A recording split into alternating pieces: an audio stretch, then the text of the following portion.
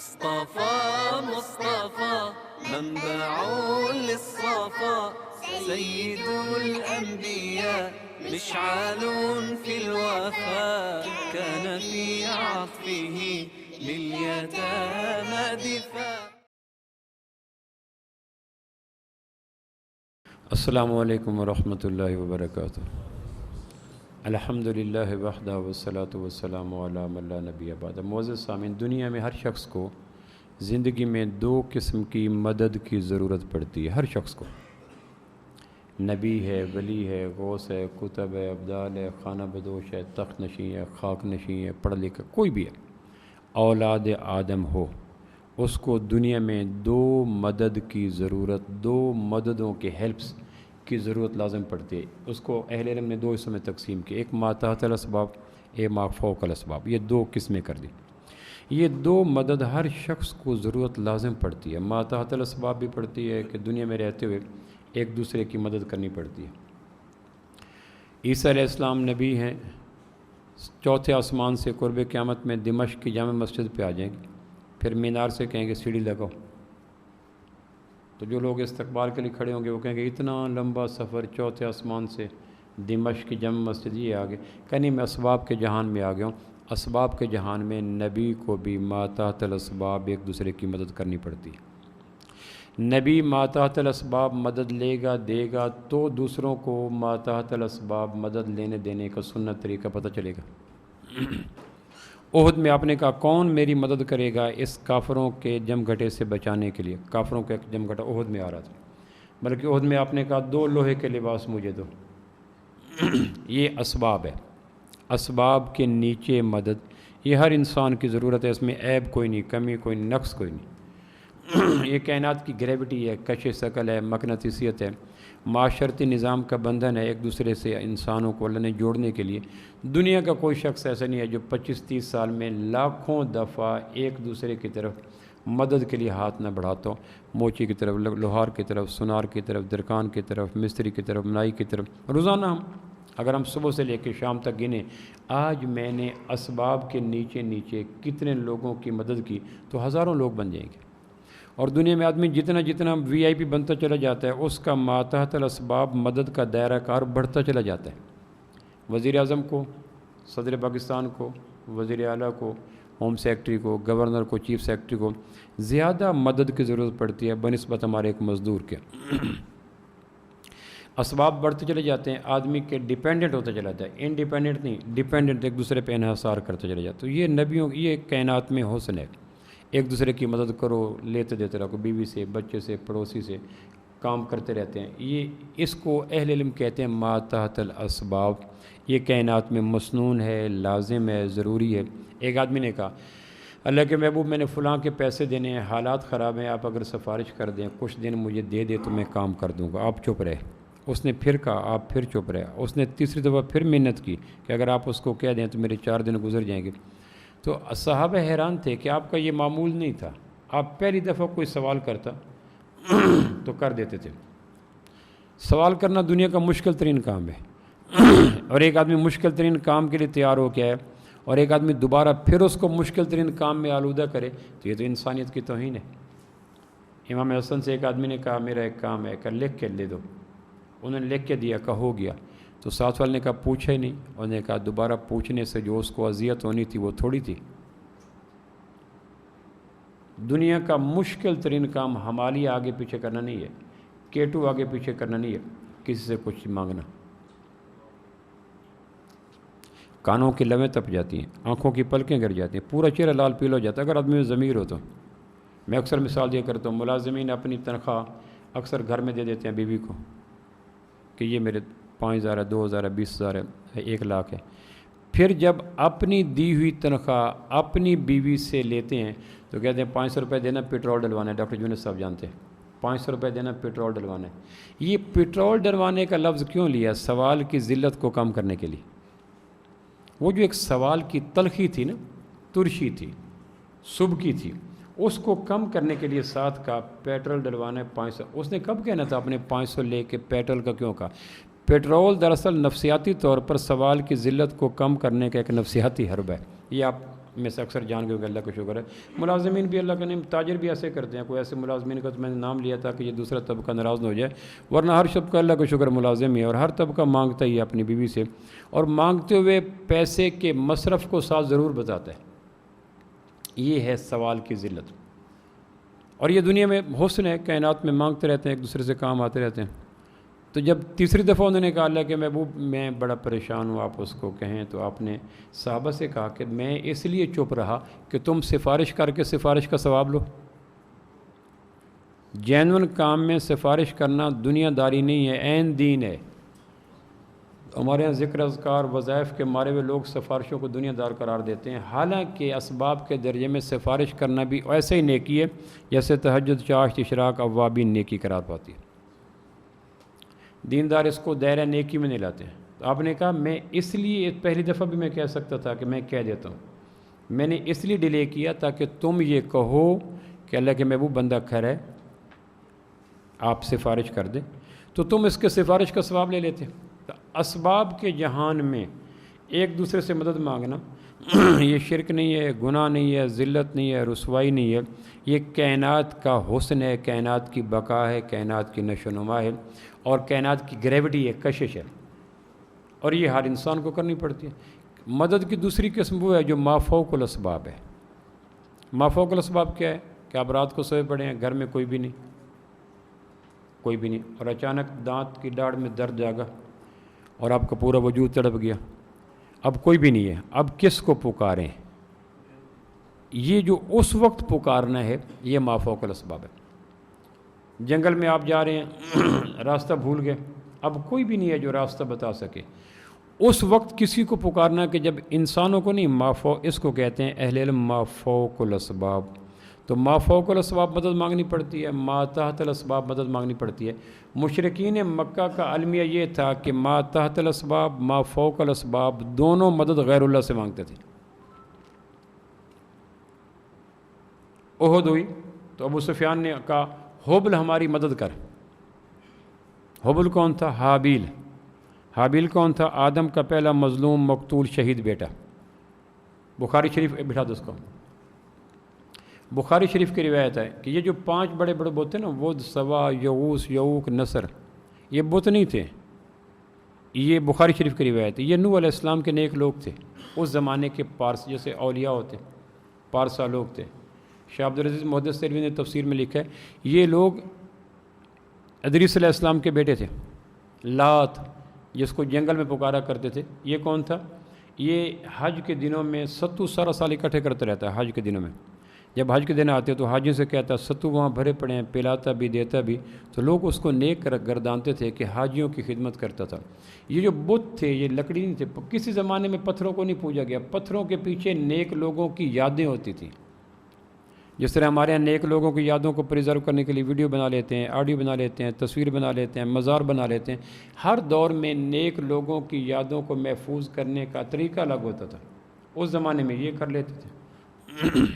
ابو سفیان نے احد کی جنگ میں کہا حابیل ہماری مدد کر. حبل ایبریویشن تھا حابیل کا. قابیل نے جب حابیل کو قتل کیا، پہلا بھائی تھا قابیل، اس نے قتل کیا حابیل کو تو بایاں بازو کاٹ دیا. تو حابیل نے آگے مزاحمت نہ کی، اس لیے جو بت بنا ہوا تھا بیت اللہ میں حابیل کو اس کا بایاں بازو نہیں تھا. اور مشرکین مکہ کا عقیدہ یہ تھا کہ جنگ کے دنوں میں پروردگار فتح کے اختیارات حابیل کو دے چکے، اس لیے وہ حبل سے مانگتے تھے. جنگل میں جب گم ہو جاتے تو لات سے مانگتے تھے. تو مشرکین مکہ کا المیہ یہ تھا کہ ما تحت الاسباب بھی غیر اللہ سے مانگتے تھے اور ما فوق الاسباب بھی غیر اللہ سے مانگتے تھے. اتنے میں آفتاب رسالت کا جہاں تاب طلوع ہوا، آپ صلی اللہ علیہ وسلم تشریف لائے تو آپ نے ان کو آگے سمجھایا اللہ کے بندو اگر ما تحت الاسباب بھی انسان ہے، ما فوق الاسباب بھی انسان ہے، پھر اللہ سے کیا مانگو گے؟ مدد تو 2 ہی ہیں، یا ما تحت الاسباب ہے یا ما فوق الاسباب ہے.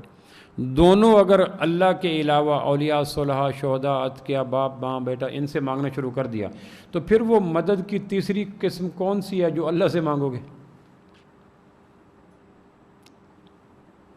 اور جب ما تحت بھی انسان کام کریں گے، ما فوق بھی انسان کام کریں گے تو پھر اللہ کی کون مانے گا؟ آدمی مانتا تو اسی کیا جو کام بناتا ہے. ریٹائر آدمیوں کے ساتھ تعلقات کیوں ختم ہو جاتے ہیں؟ ان کا ناک ہوتا ہے، آنکھ ہوتی ہے، ہاتھ ہوتے ہیں، پاؤں ہوتے ہیں، قد ہوتا ہے، قامت، سب کچھ، لیکن ان کے ساتھ تعلق کیوں نہیں ملا؟ سلام کیوں نہیں کرتا؟ اختیار ختم ہو گئے۔ اور اگر ماتحت بھی انسانوں سے مانگنا ہے، ما فوق بھی حب لات منات ود سوا یغوس یعوق نصر نیلا اوصاف ان پارسا اولیاء عظام سے مانگنا ہے، تو پھر اللہ سے کیا مانگنا ہے یہ بتاؤ۔ آمنہ کے لال نے مشرکین مکہ کو یہ سمجھایا کہ پھر اللہ سے مانگنے کے لیے تیسری مدد کی قسم بتاؤ، اور ہے ہی کوئی نہیں۔ ہر دور کے مشرک یہاں آ کے شرک کھا مار کھائے، اور شرک ایک ایسا مرض ہے کہ یہ لگ جائے تو کوئی نیکی قابل قبول نہیں۔ قرآن مجید میں 25 انبیاء علیہ السلام کے نام ہیں، 25 انبیاء میں سے 19 انبیاء کے نام ایک صورت میں ہیں، اور ان 19 انبیاء کا نام لے کے اللہ نے کہا ہے وَلَوْ أَشْرَكُوا لَحَبِطَ عَنْهُمْ مَا كَانُوا يَعْمَلُونَ، اگر یہ 19 نبی بھی شرک کرتے ہم ان کے بھی اعمال جلا کے راکھ کر دیتے۔ اگر فار ایگزامپل وَلَوْ أَشْرَكُوا، لو مشروط اللہ یہ بتلانا چاہتے ہیں کہ مجھے اور آپ کو تو پتہ نہیں میرے اور آپ کے اعمال قبول ہیں یا نہیں۔ نبیوں کا تو نیند کے عالم میں کہا گیا ایک دفعہ سبحان اللہ پوری کائنات کے فرائض سے قیمتی ہوتا ہے۔ نبی کا ہر عمل مقبول ہوتا ہے، محمود ہوتا ہے، اللہ کے ہاں محمود ہوتا ہے، پکا ہوتا ہے۔ اللہ کہہ رہا ہے وَلَوْ أَشْرَكُوا لَحَبِطَ عَنْهُمْ مَا كَانُوا يَعْمَلُونَ، اگر یہ شرک کرتے تو ان کے اعمال جلا کے راکھ کر دیتے، تم کیا چیز ہو؟ تو شرک کیا ہے؟ ما فوق الاسباب، اللہ کے علاوہ کسی اور سے مانگنا۔ اس سے بچیں جتنا بچ سکتے ہیں۔ اور قرآن مجید نے آیت الکرسی میں اسی چیز کی نفی کی ہے۔ آپ حیران ہوں گے کہ آیت الکرسی میں 10 جملے، میں نے پچھلے جمعے عرض کیا تھا 10 جملوں پر مشتمل ایک چھوٹی سی آیت ہے۔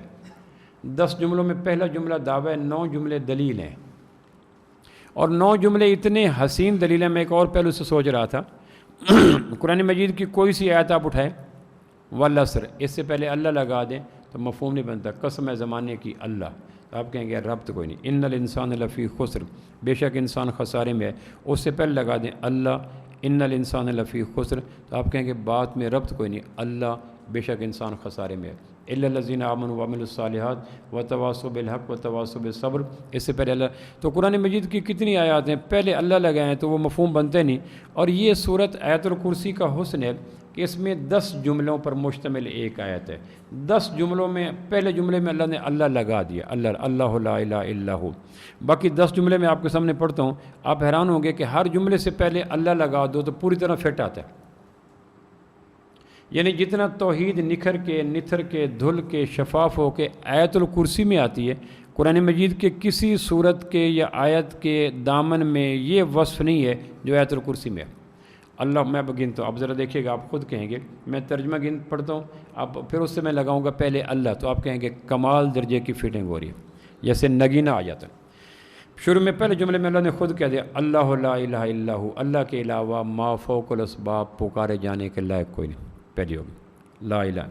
الحی القیوم، اللہ الحی القیوم، اللہ حی قیوم۔ آپ خود سوچ دیجیے گا کہ جو اگلا جملہ پڑھ رہا ہوں اس سے پہلے میں اللہ لگا رہا ہوں کہ آیت الکرسی کا حسن دیکھیں، بنت دیکھیں، بناوٹ دیکھیں، تراکیب دیکھیں، جملوں کی حسن دیکھیں۔ لفظ پہلے اللہ لگاتے چلے جائیں تو 9 کے 9 جملے لفظ اللہ یوں فٹ آئے گا جیسے نگینہ فٹ آئے گا۔ الحی القیوم، اللہ الحی القیوم، لا تاخذہ سنۃ ولا نوم، اللہ لا تاخذہ سنۃ ولا نوم، لہ ما فی السماوات و ما فی الارض، اللہ لہ ما فی السماوات و ما فی الارض، من ذا الذی یشفع عندہ الا باذنہ، اللہ من ذا الذی یشفع عندہ الا باذنہ، یعلم ما بین ایدیہم وما خلفہم، اللہ یعلم ما بین ایدیہم وما خلفہم، ولا یحیطون بشیء من علمہ الا بما شاء، اللہ لا یحیطون بشیء من علمہ الا بما شاء، وسع کرسیہ السماوات والارض، اللہ وسع کرسیہ السماوات والارض، ولا یعودہ حفظہما، اللہ ولا یعودہ حفظہما وہو العلی العظیم، اللہ وہو العلی العظیم۔ آپ حیران ہوں گے کہ 9 کے 9 جملوں میں لفظ اللہ فٹ کرتے چلے جائیں تو لگتا یوں ہے کہ جیسے اللہ مخذوف ہے، اللہ لگا دیں تو پوری طرح جملہ حسین ہو کے نکھر کے سامنے آ جاتا ہے۔ تو پہلی چیز جو آیت الکرسی میں بتاتی ہے وہ یہ ہے کہ ما فوق الاسباب، اللہ کے علاوہ بھول کے بھی کبھی کسی کو نہ پکاریں۔ اچھا میں دوسرا انداز میں کہہ دیتا ہوں، الحی القیوم، اللہ ہمیشہ زندہ ہے، ہمیشہ قائم ہے، کروڑوں نام ہمارے پاس کائنات میں، کروڑوں انبیاء کے، شہداء کے، صلحاء کے، اتقیاء کے، ہوا کے، بے شمار۔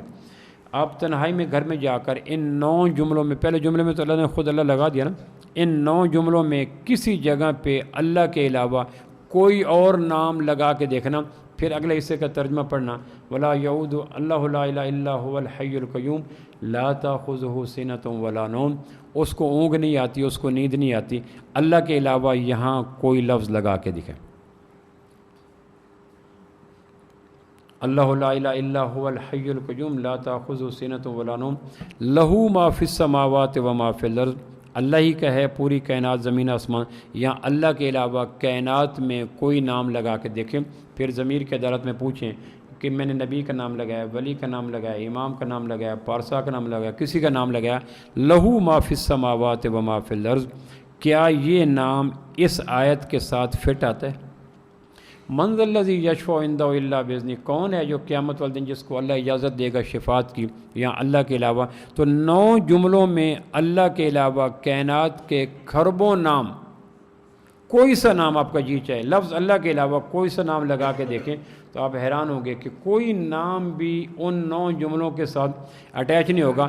تیزی کے ساتھ 9 جملے وہ نام آگے پیچھے کر دیں گے کہ یہ فٹنگ ہو ہی نہیں رہی، یا اللہ کے علاوہ کائنات میں کوئی لفظ فٹ آ ہی نہیں سکتا۔ اور یہ کتنا خوبصورتی ہے آیت الکرسی کی، اللہ لا الہ الا هو الحی القیوم لا تاخذہ سنۃ ولا نوم لہ ما فی السماوات و ما فی الارض من ذا الذی یشفع عندہ الا باذنہ یعلم ما بین ایدیہم وما خلفہم ولا یحیطون بشیء من علمہ الا بما شاء وسع کرسیہ السماوات والارض ولا یعودہ حفظہما وہو العلی العظیم۔ اس بنا پہ آپ بخاری کی روایت آپ پوچھا تھا سب سے بڑی عظمت والی آیت کون سی ہے، تو آپ فرمایا تھا قرآن مجید کی 6600 سے زیادہ ہر آیت عظیم ہے، اعظم ہے سب سے، لیکن ان تمام آیتوں کی امامت، مقام امامت پہ فائز امام کا نام آیت الکرسی ہے۔ اس لیے موسیٰ علیہ السلام کو تورات میں پوری ملی تھی۔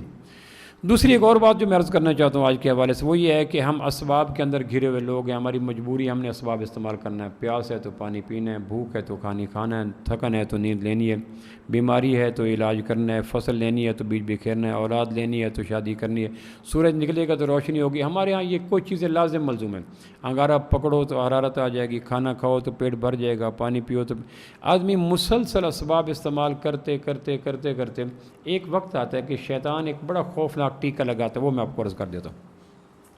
اتنا خوفناک انجیکشن کہ آپ مت پوچھیں، اگر وہ لگ جائے تو آدمی کی زندگی، ایمان کی زندگی بچنا مشکل نہیں ناممکن ہو جاتی ہے۔ اتنا خوفناک انجیکشن ہے، ہولناک، اندوناک، خوفناک، ذلتناک، وہ انجیکشن لگا دیتا ہے۔ جیسے حدیث میں آتا ہے نا کہ شیطان آتا ہے آدمی سے پوچھتا ہے تصورات میں، من خلق الشمس من خلق القمر، چیزوں کے نام لیتا ہے، سورج کس نے بنایا، چاند کس نے بنایا، زمین کو کس نے بنایا، آسمان کو کس نے بنایا، تو آدمی ایمان کے بل بوتے پہ کہتا ہے خلق اللہ خلق اللہ خلق اللہ خلق اللہ۔ تو اس طرح 25-30 چیزوں کے نام گنوا کے پھر کہتا ہے من خلق اللہ۔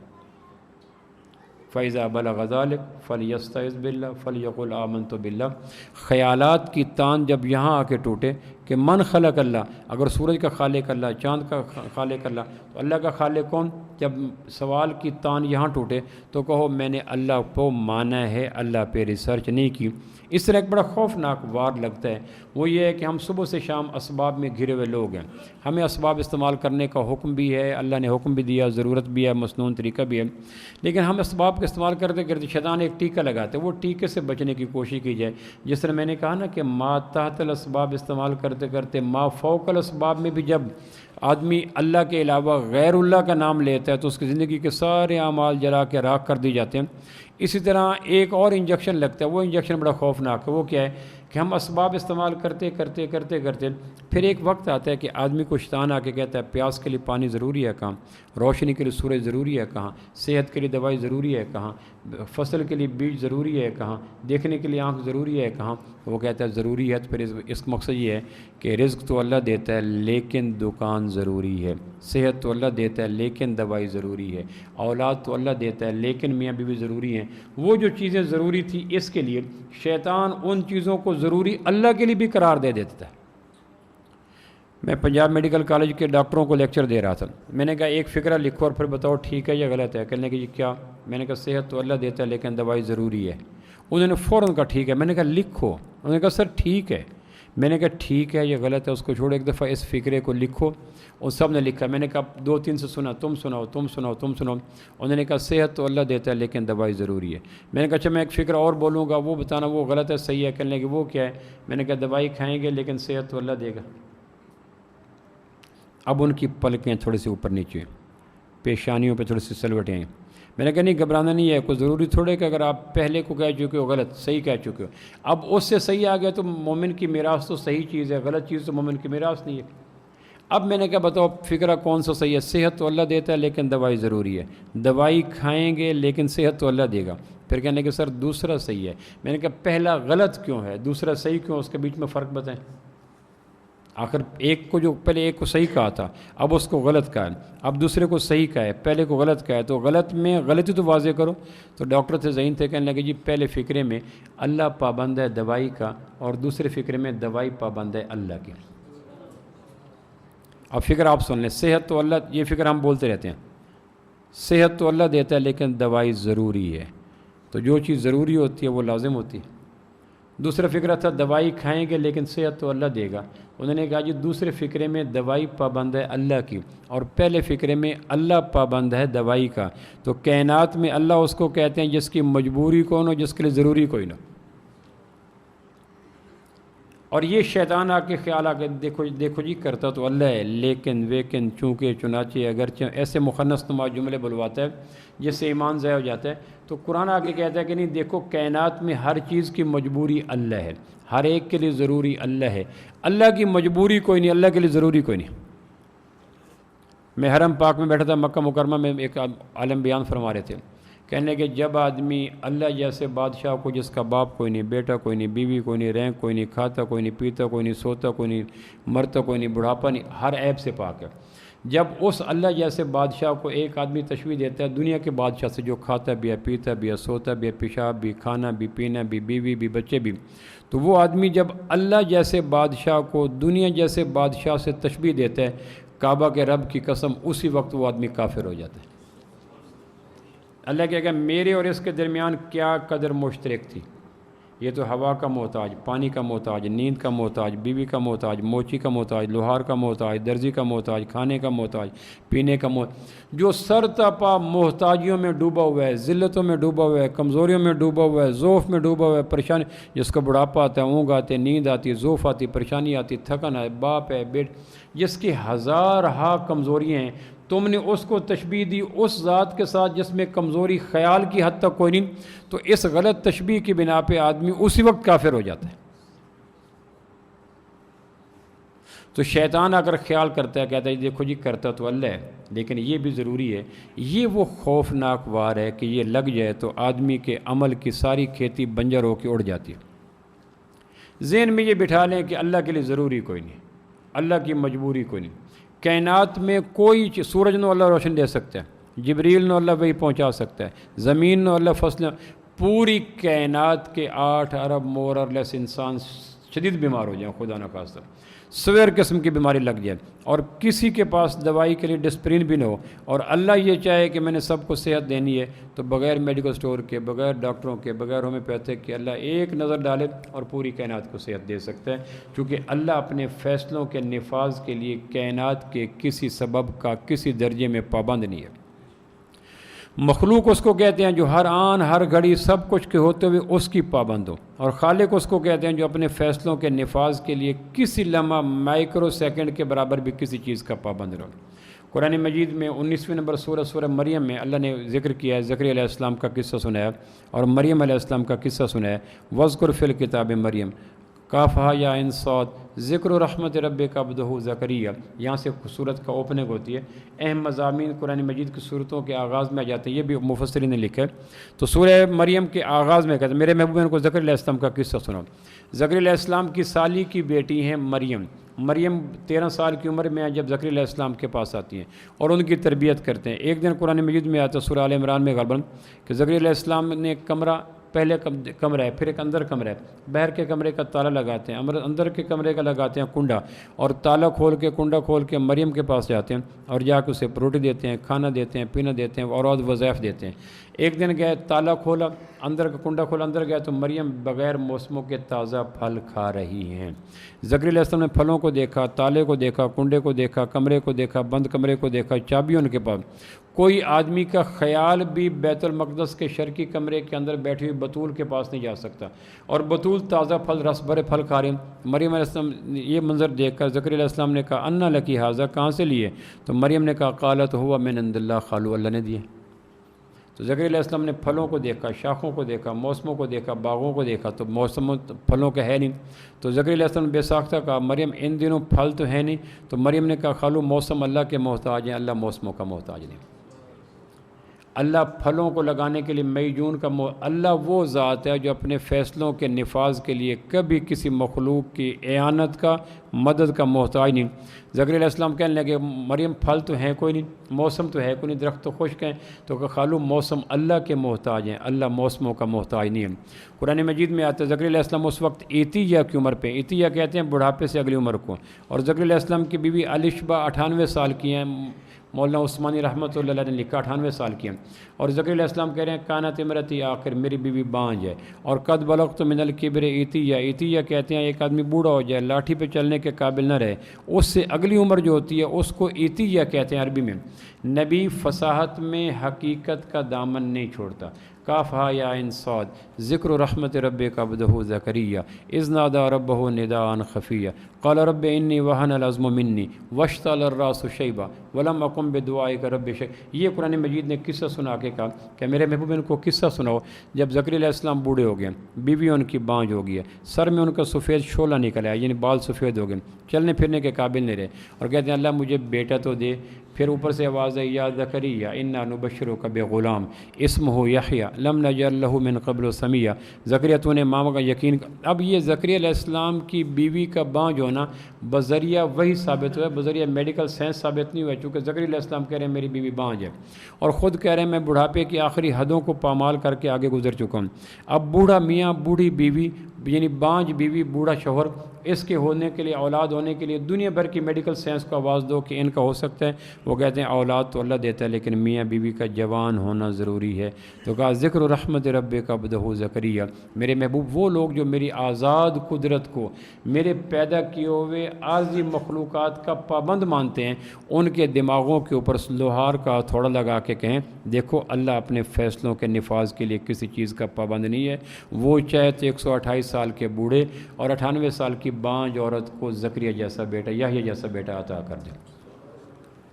یہ ہمیں کیوں کہا کہ ذکر و رحمت رب کا عبدہ زکریہ، میرے محبوب ان کو قصہ سناؤ تاکہ ان کو یہ یقین ہو جائے کہ یہ نہ کہا کرو کرتا تو اللہ ہے لیکن یہ ضروری ہے، اللہ کرتا اور اپنی قدرت سے کرتا اور دو ٹوک کرتا اور جو چاہے کرتا اور جب چاہے کرتا۔ اللہ کو کرنے کے لیے کبھی بھی کسی موقع پر بھی لیکن ویکن چونکہ چنانچہ اگرچہ مگرچہ کی ضرورت نہیں پڑتی۔ جب اوپر سے وہی ہے یا زکریہ انا نبشرک بغلام، یا اے زکریہ مبارک ہو تم ایک بیٹے کی، کہنے لگے انا یکون لی غلام کانت امرتی آخر وقد بلغت من الکبر عتیہ، اللہ میرا بچہ کیسے ہوگا؟ وہ جو باتیں کی تھی، بیوی بانج ہو چکی، میں عتیہ میں جا چکا، اوپر سے واضح قال کذالک قال ربک هو علی هین ولقد خلقتک من قبل ولم تک شیئا۔ زکریہ اپنا بڑھاپا، بیوی کا بانج پنا تو نہ دکھا، اللہ جب کرنے پہ آتا تو ڈنکے کی چوٹ پہ کر دیا کرتا۔ اللہ اولاد دینے کے لیے، جوان میاں بیوی اولاد لینے کے لیے اللہ کے پابند ہیں، اللہ اولاد دینے کے لیے جوان میاں بیوی کا پابند نہیں ہے۔ یہ ذہن بنانے کے لیے کہ شیطان ایک موقع پر آ کر آدمی کا یقین اللہ کی ذات پہ ڈھل مل کرتا ہے اور کہتا ہے کرتا تو اللہ لیکن یہ ضروری ہے۔ اللہ نے بتلایا کہ دیکھو میں کرتا ہوں اور میری قدرت کو آزاد رکھو، میری آزاد قدرت کو میرے پیدا کردہ فانی اسباب کا پابند نہ مانو۔ آگے کا وذکر فی الکتاب میں مریم، میرے محبوب ان کو مریم کا قصہ بھی سنا دوں۔ مریم علیہ السلام زکریا علیہ السلام کی سالی کی بیٹی ہیں۔ زکریا علیہ السلام کی بیوی کا نام الشبہ ہے، جن کو انگریزی میں الزبتھ کہتے ہیں، یہ ہمارے یہاں نام بھی الزبتھ چلتا ہے، الزبتھ، یہ زکریا علیہ السلام کی بیوی ہیں۔ زکریا علیہ السلام کے پاس زکریا علیہ السلام کی یہ سالی کی بیٹی مریم صدیقہ آ کے تربیت لے رہی ہے۔ ایک دن زکریا علیہ السلام اندر گئے ہیں تو مریم صدیقہ بیٹھی ہے اور ان کو پوچھا یہ پھل کہاں سے جو میں عرض کر چکا. انہوں نے کہا اللہ نے دیے. تو ایک دن مریم صدیقہ وہاں بیٹھی ہے تو ایک خوبصورت انسان کمرے میں آیا. انہوں نے کہا انی اعوذ بالرحمن منک ان کنت تقیہ, میں رحمان کی پناہ چاہتی ہوں, اگر تیرے اندر کوئی ڈر ہے تو مہربانی کر میرے کمرے سے چلا جا. آنے والے نے کہا لیاہب لک غلامن زکیہ, کوئی ایسی بات نہیں, میں تمہیں بچے کی مبارکباد دینے کے لیے.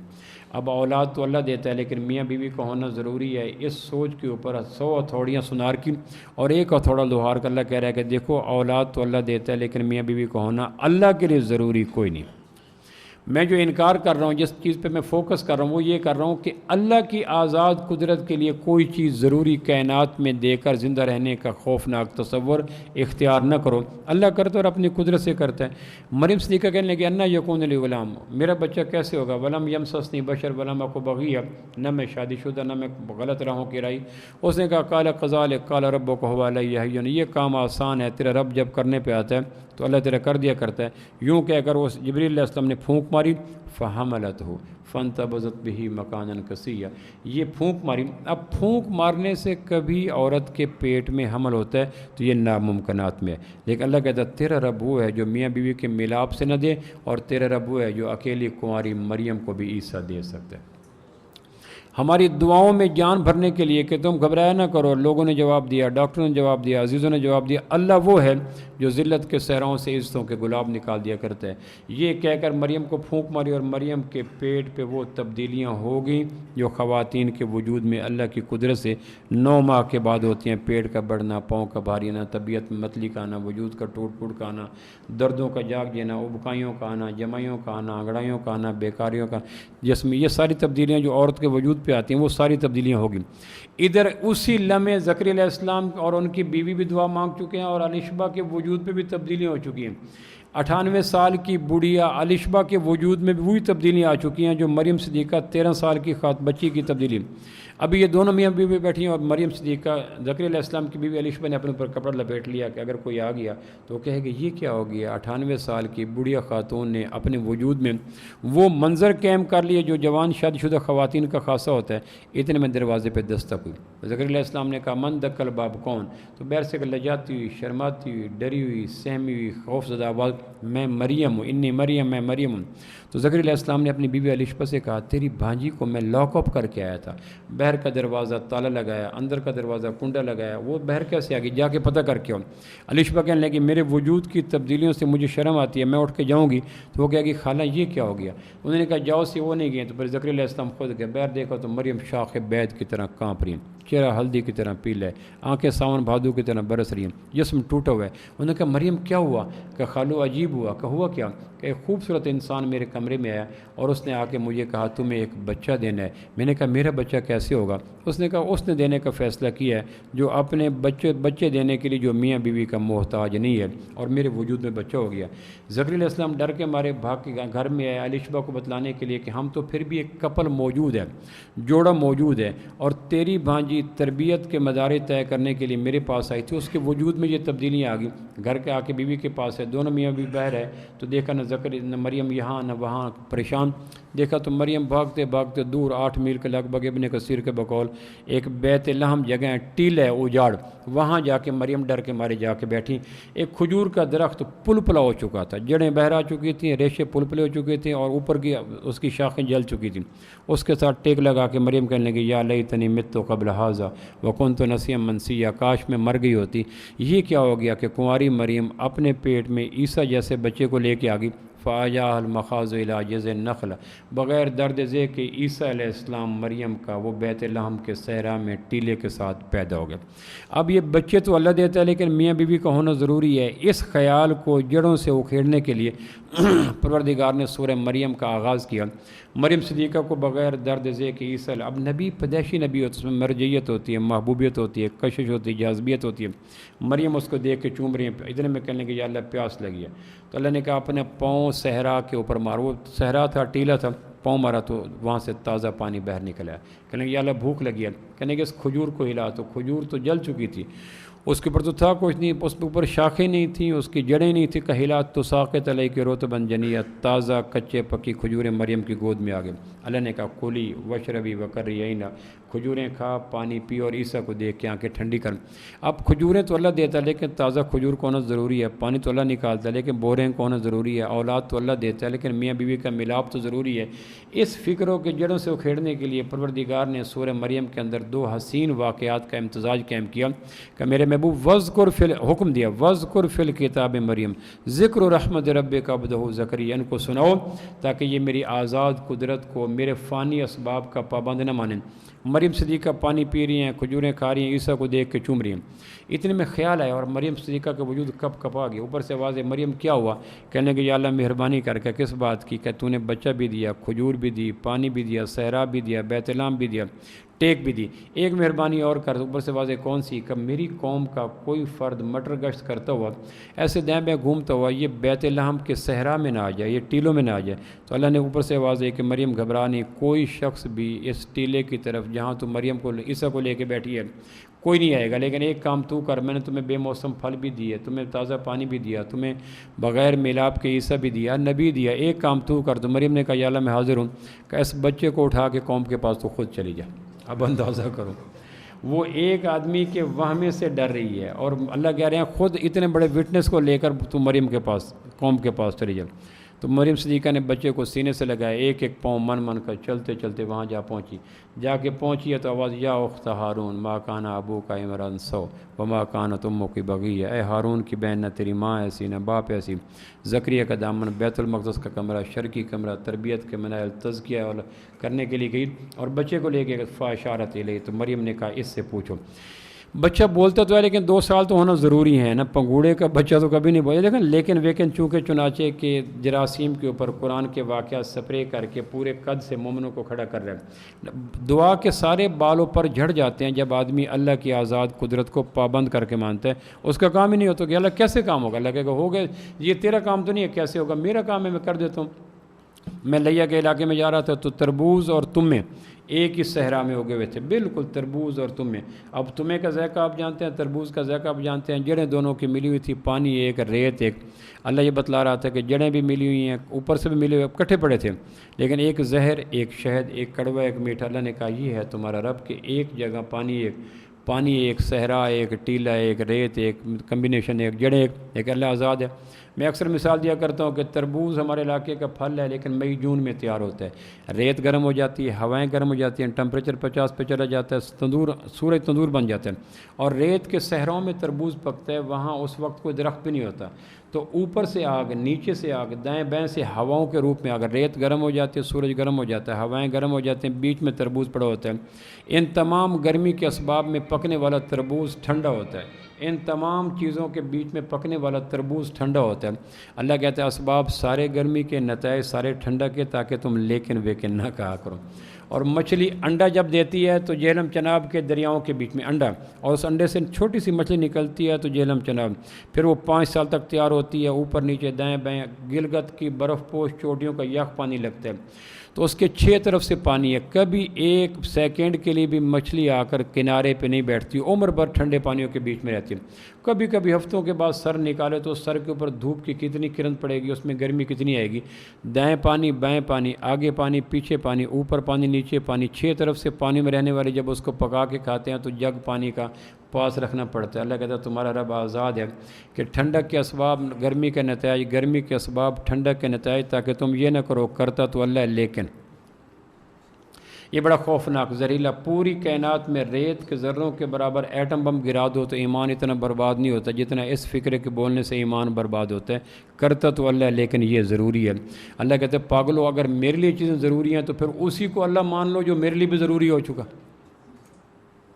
مریم صدیقہ بچے کو لے کے سینے سے لے کے کھڑی ہیں، آنکھیں ایسے بہہ رہی ہیں، فاشارت الیہ، اس سے پوچھو۔ وہ کہنے کہ کیف نکلم من کان فی المہد صبیا، کبھی پنگوڑے کا بچہ بھی بولتا ہے تو عیسیٰ علیہ السلام انگوٹھا چوس لیا، چھوٹے موٹے بچے بچپن انگوٹھا چوم کے، اب میں آپ کی طرف یوں نہیں کرتا، انہوں نے انگوٹھا چوم کے یوں قوم کو کیا، یوں اب یہ کیا نشانی تھی؟ یوں کر کے قال انی عبداللہ آتانی الکتاب وجعلنی نبیہ عیسیٰ علیہ السلام نے انگوٹھا نکال کے ایک لفظ کہا انی عبداللہ، میں اللہ کا بندہ ہوں۔